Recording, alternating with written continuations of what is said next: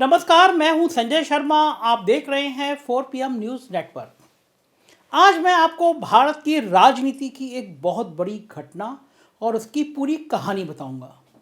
मैं बताऊंगा कि गैर कांग्रेस, गैर भारतीय जनता पार्टी के बीच संतुलन बनाकर प्रधानमंत्री नरेंद्र मोदी को 2024 तक रोकने की रणनीति क्या है केसीआर की। क्या कारण है कि जिस समय आप ये वीडियो सुन रहे होंगे उस समय तेलंगाना में एक बड़ी रैली चल रही होगी और सारे विपक्ष के नेता उसमें मौजूद होंगे। क्या है इसके पीछे की स्टोरी, ये मैं आपको बताऊंगा, क्योंकि मैं खुद हैदराबाद और तेलंगाना में काफ़ी दिन बिता के आया हूँ। तो पूरी कहानी मैं बताऊंगा, क्योंकि मैंने वहाँ जनता से संवाद किया, वहाँ के पत्रकारों से संवाद किया और ग्राउंड पे जाके मैंने वहाँ पे बातचीत करी। मैं लगभग 10 दिन बाद आज अपने ऑफिस में लौटा हूँ। लगातार मैंने कोशिश कर रहा हूँ कि मैं देश के अलग अलग हिस्सों में जाऊँ, देखूं कि तस्वीर क्या है। पिछले दिनों दिल्ली रहा, आपने देखा रवीश जी का, अवसार जी का, इन सबके इंटरव्यू किए मैंने। फिर मैं कर्नाटक चला गया था। कर्नाटक में मैंने कई सारे ग्राउंड लेवल पे काम किया। मैं कल परसों में वो सब रिपोर्ट्स आपको दिखाऊंगा। और लौटते समय एक दुर्घटना हो गई, बेंगलुरु एयरपोर्ट पे मेरा फ़ोन छूट गया। 2 फ़ोन थे, फ़ोन छूट गया। तो फिर मैं फ़्लाइट पे जब बैठने लगा तो मुझे दिखाई दिया, तो मैंने मैसेज किया। और मैं शुक्रिया अदा करूँगा वहाँ के एयरपोर्ट अथॉरिटी का और वहाँ के ऑफिसर्स का कि मैं जब उतरा लखनऊ तब तक वहाँ से मैसेज आ गया कि मेरा फ़ोन सुरक्षित है, कल वो लोग भिजवाएंगे। तो मुझे लगा वीडियो के माध्यम से बेंगलुरु के उन सब ऑफिसर्स को मैं थैंक यू बोल दूँ जिन्होंने फ़ोन भिजवाया। अब मैं आता हूँ आज के मुख्य मुद्दे पर। क्या रणनीति बन रही है तेलंगाना में, क्या खेल करना चाहते हैं केसीआर। और मुझे ये कहने में संकोच नहीं है, देश के तमाम नेताओं से मेरे बहुत अच्छे रिश्ते रहे हैं। तमाम लोगों की रणनीति, राजनीति मैंने बहुत करीब से रह के देखी। बड़े बड़े देश के नेताओं के संग मैंने उनके पास रह के देखी है। लेकिन मैं कह सकता हूं कि इस उम्र में केसीआर का जो प्लान है, केसीआर की जो राजनीति है, वो सच में बिल्कुल अलग एंगल के है। तेलंगाना के मुख्यमंत्री और भारत राष्ट्र समिति, ये मैं इसलिए कह रहा हूँ भारत राष्ट्र समिति, आप चौंकेंगे, अभी अभी 15 दिन पहले, 20 दिन पहले या और शायद उससे थोड़ा पहले, केसीआर ने जो अपनी क्षेत्रीय पार्टी थी उसको राष्ट्रीय पार्टी बनाया। और मैं उस दिन दिल्ली में था, उनके दफ्तर का जिस दिन दिल्ली में ऑफिस में उद्घाटन था, मैं देखने गया था रणनीति क्या है, क्या प्लानिंग है। तो तेलंगाना के चीफ मिनिस्टर ने उस दिन दिल्ली में उद्घाटन किया। एक हम लोगों ने वीडियो बनाया भी था, अखिलेश यादव, कुमार स्वामी, तमाम लोग वहाँ पे आए थे। तो उन्होंने अपनी जो राष्ट्रीय पार्टी बनाई है उसके तहत राव साहब हैदराबाद से 200 किलोमीटर दूर खम्मम में एक बड़ी रैली कर रहे होंगे इस समय, जिस समय आप ये सुन रहे हैं। इस रैली में समाजवादी पार्टी के नेता मुखिया अखिलेश यादव, दिल्ली के मुख्यमंत्री अरविंद केजरीवाल, पंजाब के मुख्यमंत्री भगवंत मान, केरल के मुख्यमंत्री पिनराई विजयन और सीपीआई के नेता डी राजा भाग ले रहे हैं। मुझे उम्मीद है कि चूंकि मैं ये वीडियो पहले बोल रहा हूँ, कुछ देर बाद वो लोग पहुंचेंगे, आप सुन रहे होंगे, तो वो लोग उस रैली में भाग लेने की सूचना उनको तेलंगाना में मिल गई है और राज्य सरकार ने उनके आने का सारी व्यवस्थाएं की हैं। पॉलिटिकल सर्किट में इसे तीसरे मोर्चे की औपचारिक शुरुआत माना जा रहा है। और वैसे भी भारत की राजनीति में ताकतवर सत्ता के खिलाफ गोलबंदी को अंजाम तक पहुंचाने में हैदराबाद का एक बहुत बड़ा महत्वपूर्ण रोल रहा है। याद कीजिए वो दौर जब 414 सीटों वाले प्रधानमंत्री के खिलाफ विश्वनाथ प्रताप सिंह का बोफोर्स अभियान चल रहा था। तब भी उस दौर में विश्वनाथ प्रताप सिंह के लिए बिसात बिछाने का काम हैदराबाद में बैठकर राष्ट्रीय मोर्चा के अध्यक्ष एनटी रामाराव ही कर रहे थे। तब बंटवारा नहीं हुआ था, आंध्र ही था वहां, तेलंगाना तब बना नहीं था। तब भी सत्ता के खिलाफ 2 मोर्चे ही बने थे, एक विश्वनाथ प्रताप सिंह के नेतृत्व में, जिसे हम रामो बामो कहते हैं, और दूसरा आडवाणी के नेतृत्व में भारतीय जनता पार्टी, शिवसेना, अकाली दल का मोर्चा। हालांकि तब दोनों विपक्षी मोर्चा के बीच पर्दे के पीछे एक स्ट्रेटेजिक अलायंस हुआ था। देखिए, राजनीति में यही खेल होते हैं, नेताओं का एक दूसरे से तालमेल, नेताओं की रणनीति, कहाँ सामने आके लड़ना है, कहाँ पीठ पीछे लड़ना है, कहाँ गठबंधन करना, यही खेल होता है।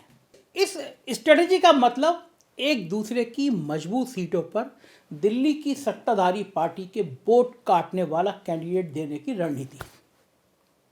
गजब प्लानिंग हुई थी। यह रणनीति कामयाब भी हो गई जब 1989 के लोकसभा चुनावों में इस स्ट्रेटेजिक अलायंस ने 289 सीटें जीतकर स्पष्ट बहुमत हासिल कर लिया था। बहरहाल आज के दौर में लौटते हैं। सब जानते हैं कि केसीआर प्रधानमंत्री और उनके जितने मित्र हैं उनसे बहुत परेशान हैं। वो उनके खिलाफ खुलकर बोलते भी हैं, प्रेस कॉन्फ्रेंस भी कर चुके हैं। तेलंगाना से बाहर जाकर भी उन्होंने गैर भाजपा दलों की मजबूती के लिए काफ़ी काम किया है और प्रधानमंत्री पे इतना तीखा हमला शायद ही देश में किसी नेता ने किया हो।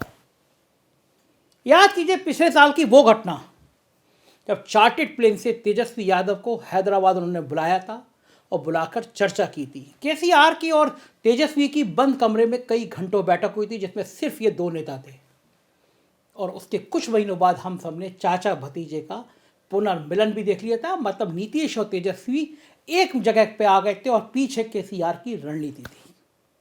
और फिर केसीआर भी पटना गए। हो प्रेस कॉन्फ्रेंस में नीतीश कुमार का कुर्ता खींचकर बिठाने वाली वीडियो पूरे देश में वायरल हो गई कि बैठो भाई बैठो, पत्रकार पूछ रहे हैं जवाब देने दो। और ये केसीआर की बड़ी खासियत है, कोई पत्रकार उनसे मिले, कोई सवाल करे, केसीआर आराम से तसल्ली से बैठ के आपके सारे सवालों का जवाब देंगे। इतना ही नहीं, केसीआर ने ममता बनर्जी, नवीन पटनायक, शरद पवार, उद्धव ठाकरे, पूर्व प्रधानमंत्री देवगौड़ा और लेफ्ट के नेताओं के साथ भी लगातार मुलाकातें की। मोटे तौर पर कह सकती हैं कि केसीआर शरद पवार की उस रणनीति के ज़्यादा करीब दिख रहे थे कि राज दर राज बीजेपी को मजबूत टक्कर दी जाए। यह रणनीति थी। शरद पवार ने भी कहा था हम लोग एक मोर्चा बनाए, उससे बेहतर है कि हर राज्य का एक अलग अलायंस हो और अलायंस ये हो कि वो जिस राज्य में जो पार्टी मजबूत हो उसको मोर्चा, उसको खुले तौर पे छूट देनी चाहिए कि वो ज़्यादा बहुमत के साथ चुनाव लड़े। इसी रणनीति को महाराष्ट्र में महाविकास आघाड़ी और बिहार में महागठबंधन के तहत हम लोग देख रहे हैं। केसीआर को इस बात की भी दाद दी जानी चाहिए कि उनके राज्य में 4 लोकसभा सीटें और 20% वोट हासिल करने वाली बीजेपी अब तीसरे पायदान पर जाती प्रतीत हो रही है। वहां मुख्य मुकाबला भारत राष्ट्र समिति और कांग्रेस के बीच होता हुआ दिख रहा है। हालांकि कांग्रेस की भी हालत दिन पर दिन खराब हो रही है। कुछ महीने पहले उपचुनाव हुए थे तो वहां के उसके कैंडिडेट की लगभग जमानत जब्त होने वाली स्थिति आ गई थी। ये सब इसलिए हो रहा है कि तेलंगाना की पुलिस को कांग्रेस के रणनीतिकारों के यहाँ हैदराबाद से बंगलौर तक छापामारी करने और लैपटॉप जब्त करने की नौबत आई। हम सब ने वो कहानी देखी है। मगर फिर भी जमीनी सच्चाई बयां करें तो कांग्रेस से टक्कर के बावजूद भारत राष्ट्र समिति काफ़ी आगे दिख रही है। केसीआर नाराज भी हैं। राहुल ने अपनी भारत जोड़ो यात्रा में कह दिया था कि केसीआर बीजेपी की बी टीम है, तो केसीआर गुस्से में आ गए थे।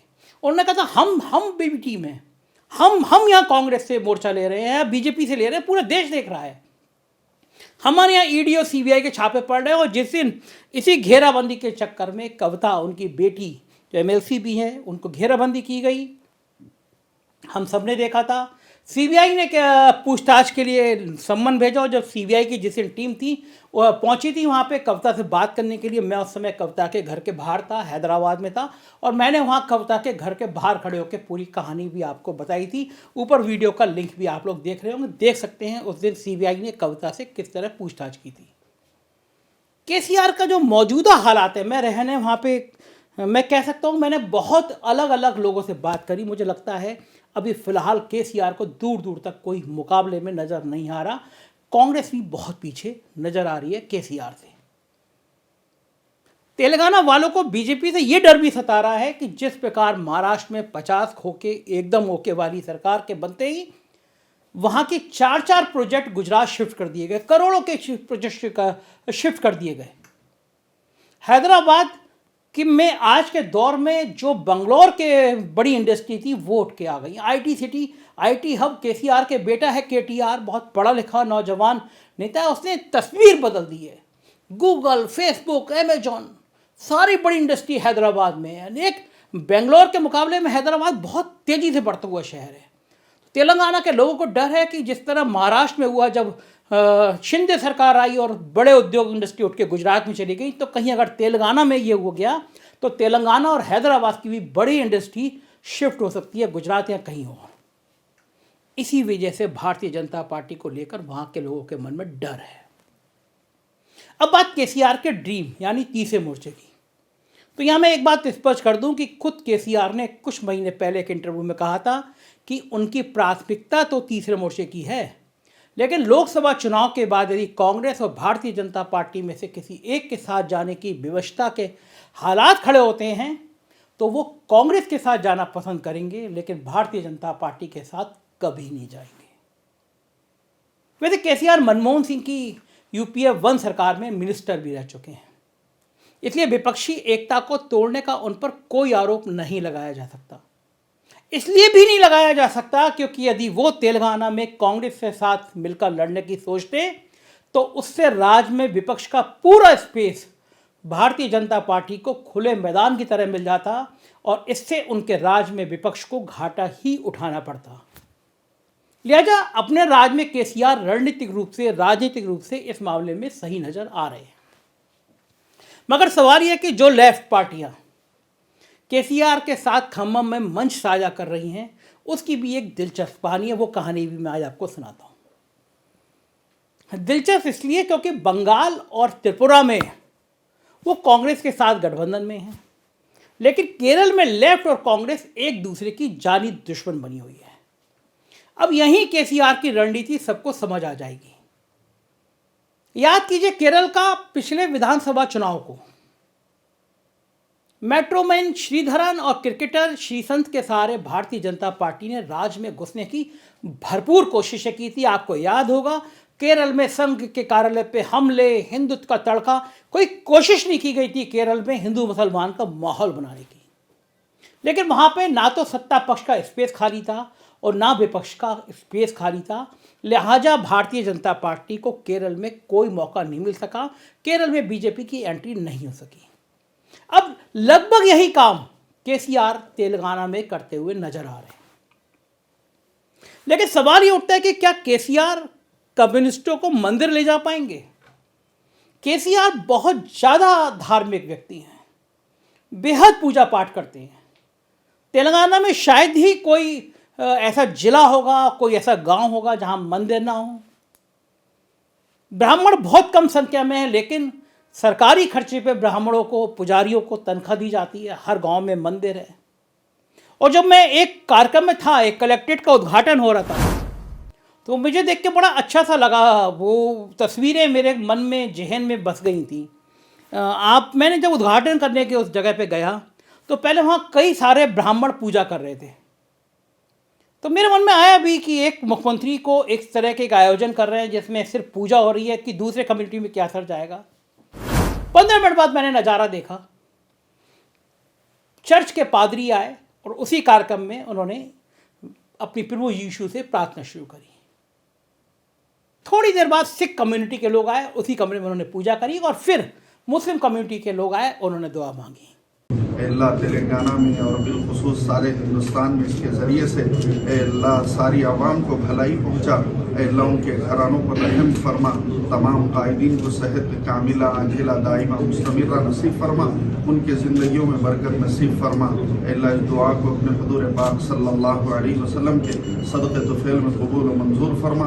व सल्लल्लाहु तआला अला खैरि खल्क़िही मुहम्मद व अला आलिही व सहबिही अजमाइन बिरहमतिका या अरहमर राहिमीन वल्हम्दुलिल्लाहि रब्बिल आलमीन। तो ये राजनीति केसीआर की है कि केसीआर वहाँ पे बीजेपी को कोई मौका नहीं देखते। हिंदू और मुसलमानों के लिए बराबर बराबर काम तेलंगाना में हो रहा है। अब केसीआर कल कम्युनिस्टों को अपने फेवरेट मंदिर में ले जा पाएंगे, ये बड़ी सवाल है, क्योंकि कम्युनिस्ट तो पूजा पाठ करते नहीं है, मंदिर मानते नहीं हैं और ना मंदिर मस्जिद जाते हैं। दरअसल ये सवाल इसलिए भी मौजूद है क्योंकि के चंद्रशेखर राव और अन्य नेता बुधवार को खम्मम जाने से पहले हैदराबाद के समीप यदाद्री में भगवान लक्ष्मी नरसिंह स्वामी मंदिर जाएंगे, जिसका राव सरकार ने व्यापक स्तर पर पुनरुद्धार किया है। मैं इस मंदिर में गया था और मैं शायद ये कहने में मुझे बड़ा संकोच भी नहीं होगा कि अद्भुत मंदिर है। आप में से जो मेरे दर्शक हैं कभी गए हैदराबाद तो देख कर आइएगा। कोई सीमेंट, कोई रेते का इस्तेमाल नहीं किया गया, मिट्टी पे पूरा एक मंदिर बनाएगा। शायद 1,500 करोड़ से ज़्यादा सरकार के खर्चे पे किया गया है। अद्भुत मंदिर बनाया है वहाँ पे भगवान का, और उसके आसपास का क्षेत्र इतना डेवलप किया, वहाँ हजारों सैलानी रोज आ रहे हैं। तो ये मंदिर सरकार के बड़े ड्रीम प्रोजेक्ट में था। बहुत अद्भुत मंदिर बनाया। मैं गया वहाँ पे, वो जो मूर्ति थी वहाँ पे, जो पूरा एक स्ट्रक्चर था वो बहुत शानदार था। तो ये केसीआर का ड्रीम प्रोजेक्ट था। अब बीआरएस के वरिष्ठ नेता पूर्व सांसद बी विनोद कुमार ने ये कहा कि हैदराबाद से करीब 200 किलोमीटर दूर खम्मम में ये नेता तेलंगाना सरकार के नेत्र जांच कार्यक्रम क्रांति वेलुगु के सहारे दूसरे चरण के उद्घाटन में शामिल होंगे। खैर, पिनरई विजयन केरल के सीएम और डी राजा मंदिर भले न जाएं, रैली में तो जाएंगे ही।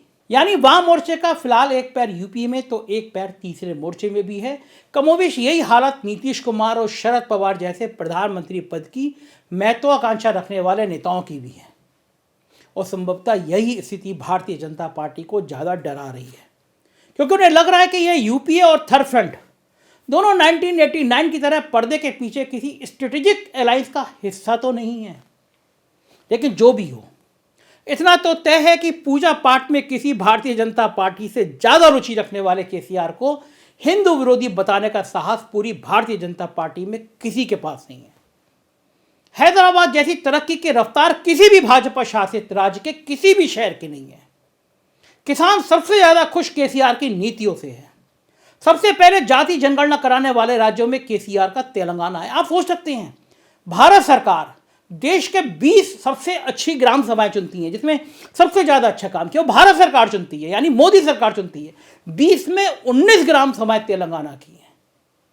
आपको कल्पना नहीं होगी, कभी आप घूम के आइए तेलंगाना का कोई गांव ऐसा नहीं है जहाँ पे खेलने के लिए एक पूरा प्लेस ना बना हो। मतलब वहाँ पे कोर्ट बने हुए हैं, खेलने के छोटा सा एक ग्राउंड बना हुआ है। हर गांव में मंदिर है, हर गांव में शमशान है, हर गांव में नर्सरी है। तो ये सारे डेवलपमेंट में केसीआर को विकास विरोधी बताना, हिंदू विरोधी बताना, मंडल विरोधी बताना, ऐसा कोई भी कार्ड केसीआर के खिलाफ चलने का दूर दूर तक सवाल ही पैदा नहीं होता। अब ऐसे में केसीआर संपूर्ण विपक्ष की धुरी बनते जा रहे हैं, और उसमें अखिलेश यादव और केजरीवाल कंधे से कंधा मिलाकर चलते दिख रहे हैं। तो यकीन मानिए, साहेब का झोला उठता हुआ दिख रहा है। केसीआर अखिलेश यादव से भी बहुत सहज है। बहुत बेहतर रणनीति दोनों के बीच में तालमेल बन रहा है, एक दूसरे का साथ देने की योजनाएं बन रही हैं। भविष्य में क्या प्लान हो, इसमें अखिलेश यादव बड़ी भूमिका अदा कर रहे हैं। केसीआर की कोशिशों को 17 लोकसभा सीटों वाले तेलंगाना तक सीमित करके नहीं देखा जा सकता, बल्कि उनके एजेंडे में 240 लोकसभा सीटों वाले वैसे राज्य प्रमुखता से हैं जहां गैर भारतीय जनता पार्टी, गैर कांग्रेस मुख्यमंत्री काबिज हैं। साथ ही महाराष्ट्र, उत्तर प्रदेश और जम्मू कश्मीर जैसे 133 लोकसभा सीटें वाले उन 3 राज्यों में भी केसीआर ने भारतीय जनता पार्टी को तगड़ी चुनौती देने की ठान रखी है, जहां भारतीय जनता पार्टी का मुकाबला गैर कांग्रेस क्षेत्रीय पार्टियों से है। अब देखते हैं इस रैली के बाद क्या संदेश आएगा। अब मेरी निगाह रहेगी। मैं जाना चाहता था इस रैली में, लेकिन 10 दिन से पूरा ऑफिस डिस्टर्ब था, तो मैं आया हूँ 2 दिन। मैंने कहा यहाँ काम देख लूँ, फिर कहीं देख लूँगा। और जो कर्नाटक की रिपोर्ट थी वो भी आपको दिखानी थी, तो मैं इस रैली में शामिल नहीं हो सका। लेकिन मैंने अपना रिपोर्टर भेजा है जो कल वहाँ पे बताएगा इस रैली के संदेश क्या होंगे, क्या रणनीति होगी, मोदी जी के खिलाफ क्या अभियान बनेगा, भारतीय जनता पार्टी के खिलाफ क्या संदेश आएगा। देखते रहिए 4PM न्यूज़ नेटवर्क। यही वो चैनल है, दमदारी से आपके पास सही संदेश लाएगा। कोई पिछला रिकॉर्ड नहीं है। हम कोई बहुत बड़े टीवी के वो चेहरे नहीं हैं जो गेम खेलते हो, जो इधर उधर करते हो। हम सीधे जनता से संवाद करते हैं, आपसे संवाद करते हैं। तो देखते रहिए 4PM news network. Uttar Pradesh की खबरें देखना हो तो हमारा दूसरा चैनल 4PM यूपी, बिहार की देखना हो 4PM बिहार, और गुजरात की देखना हो तो 4PM गुजरात जरूर सब्सक्राइब करिएगा। शुक्रिया, थैंक यू।